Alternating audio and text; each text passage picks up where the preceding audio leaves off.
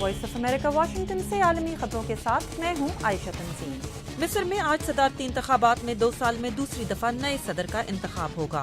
سابق صدر محمد مرسی کو بے دخل کرنے والے سابق آرمی چیف عبد الفتاح سیسی کی جیت متوقع ہے۔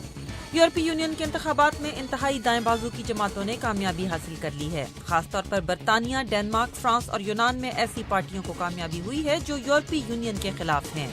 پوپ فرانسس نے مشرق وسطیٰ کے دورے کے تیسرے روز وحدانیت پر یقین رکھنے والے تینوں بڑے مذاہب کے پیروکاروں کو پیغام دیا ہے کہ وہ تشدد کے لیے خدا کے نام کا غلط استعمال نہ کریں۔ گزشتہ روز انہوں نے اسرائیلی اور فلسطینی رہنماؤں کو امن مذاکرات کے لیے ویٹیکن کے دورے کی دعوت دی تھی۔